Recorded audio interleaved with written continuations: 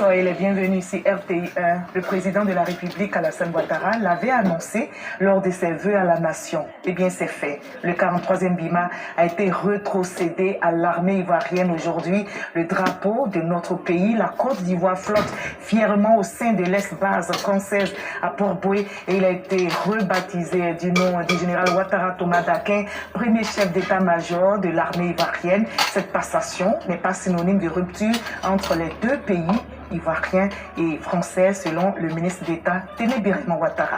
Allez suivre Draco.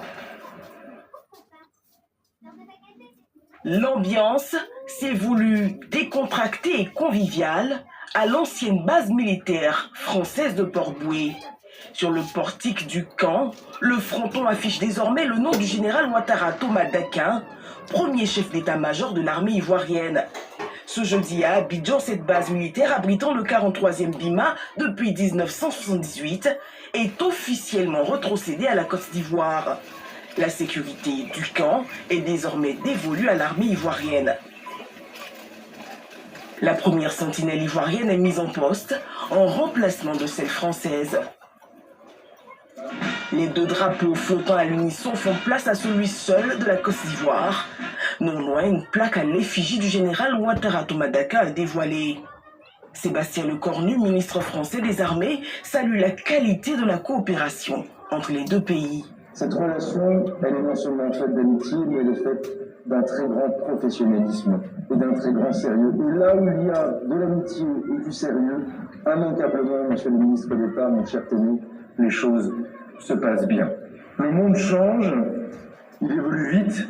Il était évident que notre relation de défense devait, elle aussi, évoluer et reposer davantage sur l'avenir, des perspectives d'avenir face aux réalités des menaces, aux réalités de ce monde devenu complexe, encore plus complexe qu'avant sur le terrain sécuritaire. Nous ne sommes pas là pour regarder dans le rétroviseur, au contraire, nous sommes là pour aller de l'avant. Cette rétrocession annoncée par le président Alassane Ouattara le 31 décembre est le résultat d'un processus initié depuis 2 ans. Téné Birahima Ouattara indique une nouvelle étape dans cette relation d'amitié et de coopération stratégique. L'acte de ce jour est une invitation à poursuivre cette coopération stratégique à travers le renforcement de nos échanges, le partage de nos expériences et l'élaboration d'accords techniques adaptés aux réalités contemporaines.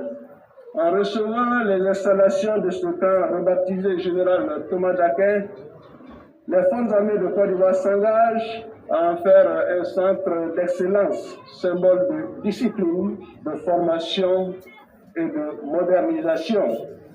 Je voudrais donc demander au chef d'état-major général des armées d'en faire un bon usage et inviter nos hommes à être les dignes gardiens de ce patrimoine. Vous devez faire en sorte que ce camp continue de bénéficier de son prestige. Dernier axe, la signature par les deux ministres du document actant la rétrocession sous le regard du vice-président de la République. Et de 7 pour le Sahara.